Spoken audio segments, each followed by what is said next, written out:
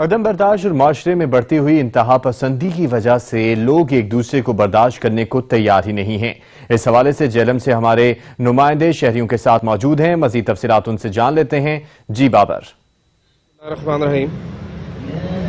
मेरे ख्याल के मुताबिक जो हमारे मुआशरे में कुव्वत बर्दाश्त की कमी और एक दूसरे की बात को समझना, जो कि आजकल इस मुआशरे में नहीं ये किया जा रहा कि एक बात दूसरे की बात को समझा नहीं जा रहा और बर्दाश्त में कमी आ गई और ज़रा सी बात पर बंदा झगड़े की सूरत में आ जाता है, गाली गलौज की सूरत में आता है, तो वो मेरे ख्याल से कि दीन से दूरी है।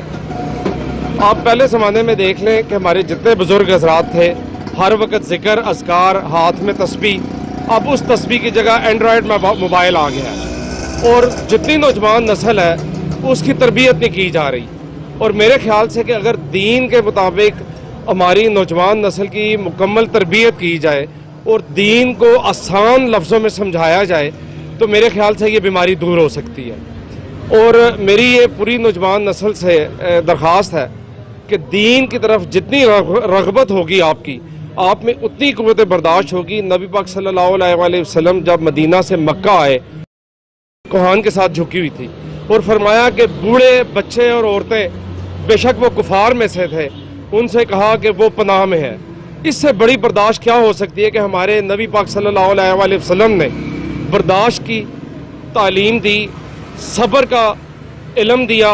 और जब तक ये इल्म हमारी नौजवान नस्ल में मुंतकिल सही तरीके से नहीं होगा तो हमारी नौजवान नस्ल, हमारे मुआशरे में ये बीमारियां बढ़ती जाएंगी।